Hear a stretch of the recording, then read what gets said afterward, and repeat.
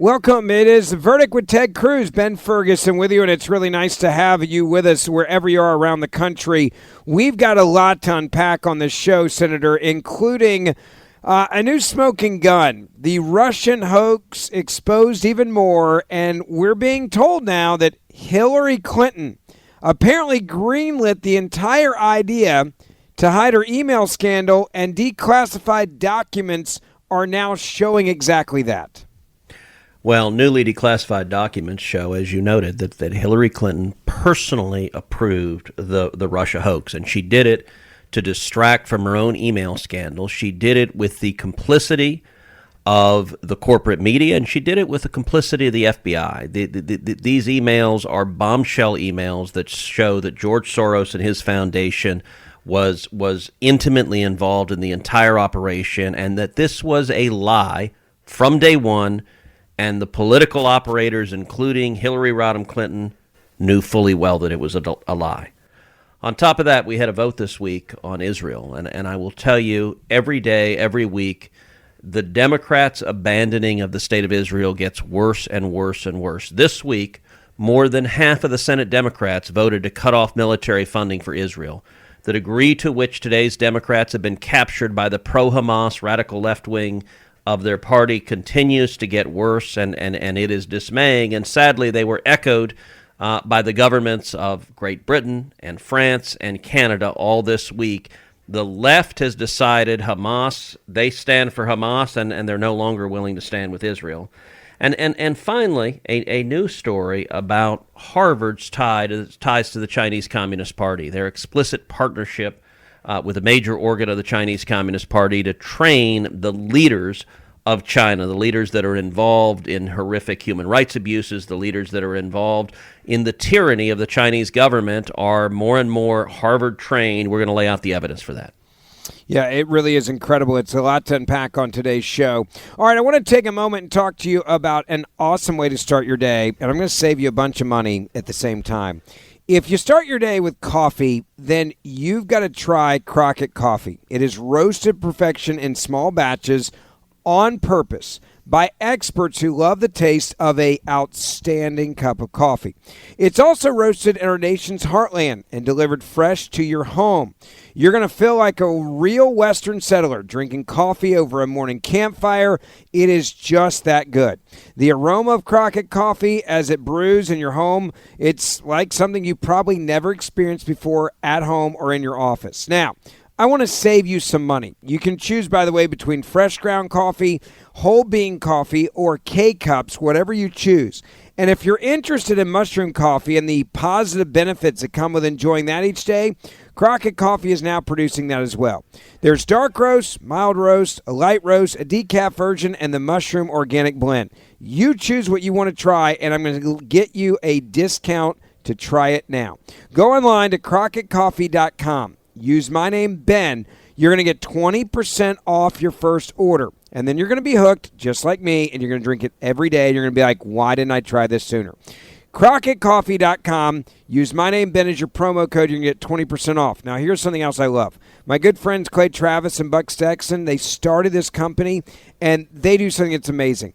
A portion of every purchase goes to support Tunnel to Towers Foundation because the good people at Crockett Coffee also pledged to never forget.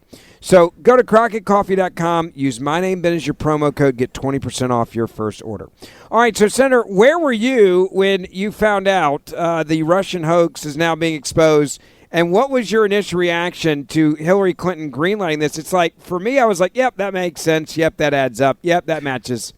Yeah, look, the evidence has been coming over the last several weeks. So Tulsi Gabbard released significant evidence that the intelligence community had been telling Barack Obama and the Obama administration that Russia was not trying to hack the election. They'd been doing that for months. We covered that on a previous pod. And then this week, the portions of the classified annex of John Durham's special counsel investigation were released, and they were released by my colleague Chuck Grassley, who's the chairman of the Senate Judiciary Committee. And I got to say, it is stunning what is in these newly declassified documents. So they reveal, quote, confidential conversations between members of the Democratic National Committee and George Soros's Open Society Foundation that occurred before the 2016 election. And in particular, according to the declassified files, Hillary Clinton personally approved a plan that had been proposed by her foreign policy advisor, a woman named Julianne Smith, to, quote, smear Donald Trump by magnifying the scandal tied to the intrusion by the Russian special services in the pre-election process to benefit the Republican candidate. And by the way, Julianne Smith was later appointed to serve as ambassador to NATO under President Joe Biden. So it turned out this was this was a profitable role for her to be involved in this massive hoax. There's an email in particular that is really remarkable. It was written by Open Society Foundation's senior vice president, a fellow named Leonard Bernardo, and it was dated July 27th, 2016. And here's what it says, quote, HRC stands for Hillary Rodham Clinton, approved Julia's idea about Trump and Russian hackers hampering U.S. elections. This is in July of 2016. That should distract people from her own missing email, especially if the affair goes to the Olympic level. And his email continues, quote, the point is making the Russian play a U.S. domestic issue.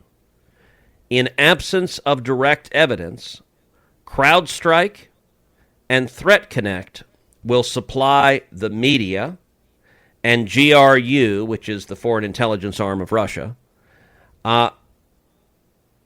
will hopefully carry on to give more facts.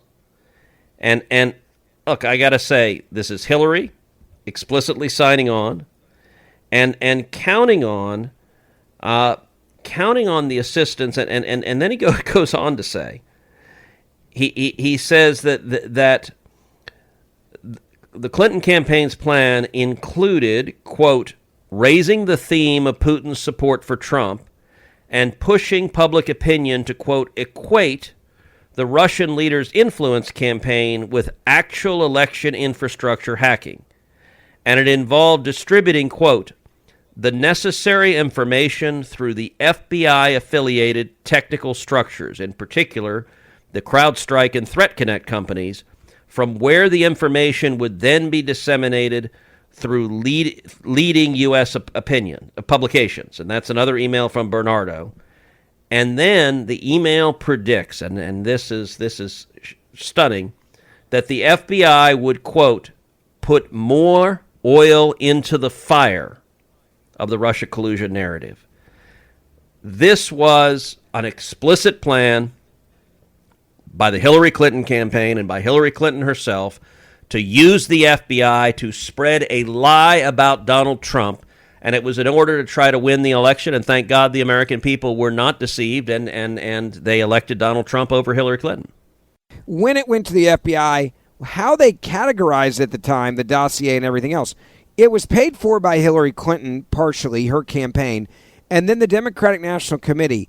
They created it out of thin air, and then they went to the FBI, and even the FBI had classified, if I remember correctly, as, quote, user-generated, and even offered, I think it was like $1 million to Steele if he could verify any of this dossier, which he never got paid on because he couldn't do it. Well, the Steele Dossier was designed to be a lie, and it was straight-out opposition research. It was paid for by the Hillary Clinton campaign. It was paid for by the DNC. They paid over $1 million, and they hid the fees. They hid them as, quote, legal fees to their law firms, Perkins Coie. They had $5.6 million in legal fees that were paid in one bill, and they hid that amount in there. And once they created the Steele Dossier that just made blatant lies about Donald Trump, they then gave it to the FBI, and Obama, DOJ, and FBI officials were active in covering up that this came from the Hillary Clinton campaign. And understand, this is during the presidential campaign. This is while the campaign is in full speed. This false Oppo research document that was just concocted, it was just created out of whole cloth, it became the basis for then an FBI investigation. And that FBI investigation was then eagerly leaked to the press, and the press breathlessly reported on it. And the fact that the FBI was investigating it took it as confirmation that Vladimir Putin was behind the Trump campaign, and the entire operation was a deliberate and false, misleading campaign. They knew that it was, and here's one thing John Solomon says about the Durham Annex that just got released. Quote, "This is the smoking gun evidence inside the Durham Annex. If it is authenticated by further investigation, it means liberal mega donor George Soros' team knew the whole Clinton plan for Russiagate hoax 4 days before FBI opened up the probe. And so did Obama, Brennan, and Comey. This was a deliberate lie, and everyone involved in it knew they were lying. And they were lying, number one, because they wanted to effectively steal the election, mislead the American people. And by the way, the Washington Post and the New York Times both won Pulitzer Prizes for reporting on these lies, for repeating these lies, for being an avenue of propaganda and disinformation. So, of course, the Washington Post and New York Times are very reluctant to cover what's being released now because it shows that they operated essentially as misinformation arms of the Hillary Clinton campaign. They did it at first hoping to win the election through deception, but then after the election was over, after Donald Trump was elected to his first term, they did it within the government to try to undermine the newly elected president of the United States. And understand, to do this, it takes a real contempt, not just for the incoming president, it takes a contempt for the voters. It takes a contempt for the democratic process, for someone that's in a senior government position, whether at the FBI or at the CIA or at the Department of Justice, to say, I don't care that the American people elected this president. I don't like him. I disagree with him. And so I'm going to abuse my government position in order to try to destroy the presidency from within. And this was not accidental. This was not based on misunderstandings. This was a deliberate lie, and they knew they were lying. You look at this and you say, okay, this is a massive scheme. Now the question is, I go back to it. I feel like I ask you this a lot when we have these issues come out. Will there be any accountability for this? We know that there's some that were pardoned by Biden, for example, that there's the question of, was it the auto pen? That doesn't come into play here with Hillary Clinton. There have been people saying, well, you're not going to be able to get anything here because it is what it is. Politics is dirty. Get over it. Is this in the category of politics is dirty, get over it, or is there more there? So, look, I hope there is accountability. Pam Bondi, the Attorney General, has created a strike force that is investigating these lies, investigating this cover-up. The challenge is going to be the statute of limitations. And look, a statute of limitations, it's ordinarily for something like this 5 years. The statute of limitations is designed to stop prosecutors from bringing cases on things that are many, many years, decades old, and there are a lot of reasons for that. But for most of this conduct, it is past the statute of limitations. There's some exceptions. So, for example, Andrew McCabe, the deputy director of the FBI, lied to Congress, and he did so within the last 5 years. And so McCabe, of all of the players, probably faces the greatest legal jeopardy because he's got, if it can be demonstrated that he deliberately lied to Congress under oath, that is a felony that carries jail time with him. With respect to other conduct, other lies done under oath, if it happened before the statute of limitations, the only way to bring a prosecution is for the prosecutors to argue that the information was concealed and that told the statute of limitations. That's a plausible argument, but it's difficult to prove. It's not courts don't agree with that often, and so that makes it more challenging to bring those cases. So is this more of an issue now of, all right, the American people know they were lied to. They know that there's corruptions at the highest level in our government. They know that they did this while they were in power, and they know they did it to also cover up, and Hillary Clinton has still not been held accountable. I mean, some could argue maybe on Election Day when she was running against Trump. But with the email scandal and the declassified documents, you look at what she did compared to what they rated Mar-a-Lago over. It is disgusting, the abuse of power by the Democratic Party over the last two administrations when they've been in power. It is, and you look at a press release the Hillary Clinton campaign put out, and it reads as follows, quote, Hillary for America statement on U.S. government formally naming Russia responsible for election-related hacks. John Podesta, chair of Hillary for America, released the following statement Friday. Quote, the world now knows beyond a shadow of a doubt that the hack of the Democratic National Committee was carried out by the Russian government in a clear attempt to interfere with the integrity of our elections. The only remaining question is why Donald Trump continues to make apologies for the Russians.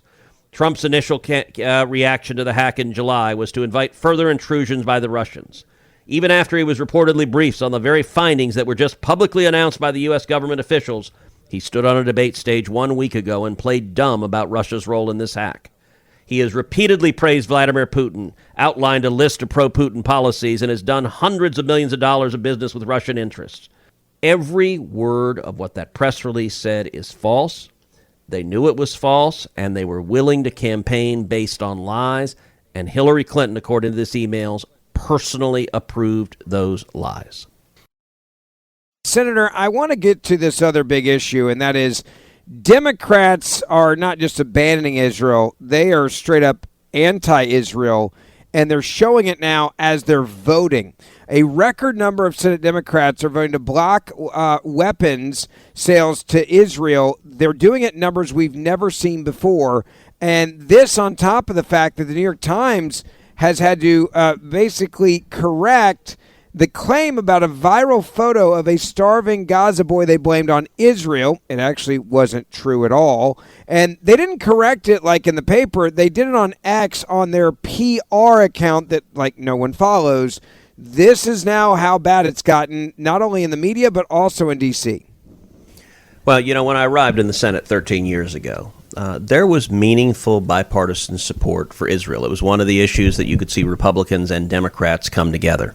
2013, when I got here, was the beginning of the second term of Barack Obama, and Barack Obama began to turn the Democrat Party against Israel. That turn accelerated dramatically during the Biden administration, and Joe Biden ended up being the most anti-Israel president and the most anti-Israel administration we've ever seen. Joe Biden, in the midst of a war that Israel was in, cut off weapons, froze weapons to Israel, and did so specifically to prevent Israel from killing terrorists, Hamas terrorists, who had attacked Israel viciously in one of the most horrific terrorist attack in world history, October 7th, where Hamas murdered over 1,200 civilians, targeted civilians directly, raped and murdered women and little girls. And the Democrats, looking at the aftermath of this, more and more of them decided they stand with Hamas. And sadly, there is a real and growing pro-Hamas contingent of the Democrat Party today. This week, Bernie Sanders brought a resolution trying to block weapons sales to Israel. Now, Bernie Sanders has been rabidly anti-Israel for a long time. Most left-wing socialists and Marxists are. But Bernie Sanders' resolutions trying to cut off Israel usually failed, and usually failed with a big, big vote. Well, this week, the Senate rejected it again, and we rejected it by a vote of 70 to 27. But there were 27 votes in favor of Bernie Sanders' resolution. There are only 47 Democrats in the Senate. That means more than half of the Senate Democrats voted to cut off funding for Israel. That is a dramatic shift. And by the way, if you compare it to in April, we had a similar vote, and only 15 Democrats voted for it. In November of 2024, 18 Democrats voted for it. So moving up to 27 is a major shift. And it is a disturbing pattern where when faced with a choice, do we support Hamas or do we support Israel? More and more Democrats, they're afraid of the AOCs, they're afraid of the Ilhan Omars, they're afraid of the Rashida Tlaibs in the House, the pro-Hamas squad, and they're also afraid of the radical protesters on college campuses. Understand, those protesters are funded by George Soros, they're funded by the same people who fund the Democrat Party, and more elected Democrats have decided that they will not anger the pro-Hamas radicals. And so I've got to say it is sad to see. But let me ask you a question, by the way. You mentioned, and let me ask you this. So, look, we know that there's more people on the House side. So you'll get some, fringe groups in the House side on the Democratic Party, even like more hardcore conservatives we've seen in the past with conservative caucuses. You can see numbers move there. The Senate's kind of been like the place of elder statesmen. And like there's certain issues that you kind of just see that like, hey, we're going to be the adults in the room. I think that's the scariest part of these votes I'm witnessing now is this has moved from the House and the radicals there that you kind of expect it through the AOC and her group, right? You expect it, but now it's moved into the Senate chamber. And that is really, I think, telling about the anti-Semitism in the Democratic Party. Am I wrong? More than half of the Senate Democrats voted to cut off military funding for Israel. That's a milestone. That's never happened before. And by the way, it happened at the exact same time that we saw 3 governments worldwide, governments of U.S. allies, but that are led by leftists. The government of the United Kingdom, the government of France, and the government of Canada all came out in favor of recognizing an independent Palestinian state. And I want you to think about the message that the UK and France and Canada are saying. They're saying to Hamas, your terrorism worked. They're saying to Hamas, we're glad you murdered 1,200 innocent civilians. We're glad you raped women and little girls. By the way, they're also saying to Hamas, we're glad you continue to keep hostages to this day. You do not release the hostages. They're saying to Hamas, we're glad you're responsible for starving Palestinians in Gaza. Understand that the human suffering in Gaza is the direct result of Hamas. Hamas could end this right now. And Donald Trump, by contrast, put out a tweet this week, and he said Hamas could end the suffering right now by stopping fighting and releasing the hostages. They don't want to. And in fact, Hamas is actively negotiating. You know what they're negotiating for? Cut off food aid for Palestinians in Gaza. We, Hamas, want to control all the food because it's one of the ways we keep in power is by starving anyone who opposes us. That is who the United Kingdom and France and the Canadian government is supporting, and that is also, sadly, who now a majority of Senate Democrats are supporting. You also look at the media, and there's a second part of this conversation. The New York Times has had to roll back a claim. They put it out there of a viral photo of a starving Gaza boy. It was propaganda. It was clearly propaganda from the terrorists and those that want you to somehow believe that Israel is starving kids. It did not happen that way at all. The New York Times was forced to correct it, and I think they did it in such a disgusting way because they issued their statement sharing how they, quote, originally didn't include this boy's pre-existing health condition, but they didn't really do it in the newspaper like on the front page the same way they did the picture. The damage has already been done. They corrected the story by going to the New York Times PR Twitter, not even the New York Times Twitter account, the New York Times PR account that virtually no one's going to see. Yeah, look, this was not a picture that they just had as a kind of side note in a small story. This is a picture the New York Times put on the front page. It occupies more than half of the front page above the fold. It is a massive picture, and it's a horrible picture. It's a picture of a little boy. He appears to be starving. His spine is sticking out. I mean, it's a very disturbing. It's an 18-month-old child, which they said he was starving. He faced life-threatening malnutrition, and they blamed that on Israel, and they used it to push Hamas's propaganda. After they did that, the New York Times was forced to issue a correction, and they did the correction, as you noted, on Twitter where no one would see it. And their correction says that what they didn't tell people, here's what their statement was, quote, children in Gaza are malnourished and starving, as New York reporters and others have documented. We recently ran a story about Gaza's most vulnerable civilians, including Mohammed Zakira al-Matakwa, who is about 18 months old and suffers from severe malnutrition. We have since learned new information, including from the hospital that is treating him and his medical records, and have updated our story to add context about his pre-existing health problems. This additional detail gives readers greater understanding of his situation. Our reporters and photographers continue to report from Gaza, bravely, sensitively, and at personal risk. so that our readers can see firsthand the consequences of the war. That's their fairly ridiculous retraction where they admit they're lying to you. Now, here's what they didn't tell us. That Muhammad's mother indicated that her son suffers from, quote, a muscle disorder for which he receives specialized nutrition and physical therapy. And another journalist reported that the young boy has, quote, cerebral palsy, hypoxemia, and was born with a serious genetic order. So they showed a child who's very sick, but he's not very sick from starvation. He's very sick from other medical conditions. And the New York Times happily plays the role of Hamas's propagandists. And sadly, Senate Democrats are cheering on that false propaganda. Interestingly enough, the pattern of this is exactly the same as the pattern of Hillary Clinton signing off on the false Russia story. It is take a lie, count on the corporate media to spread that lie, count on Democrat politicians to spread that lie, and count on friendly governments to spread that lie as well. And everyone involved knows they are lying, but their political agenda in this instance, they hate Israel, they want to undermine Israel, and they want to elevate Hamas.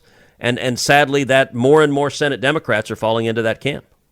Senator, I want to move to this new report that's come out, and it is something that we have been really like raising the flag on, saying pay attention to this, be careful where you send your kids to college, be careful that they're going to be indoctrinated to hate America, and be careful where you send your kids because there's a lot of money that's coming in from countries that are trying to undermine America and hate America.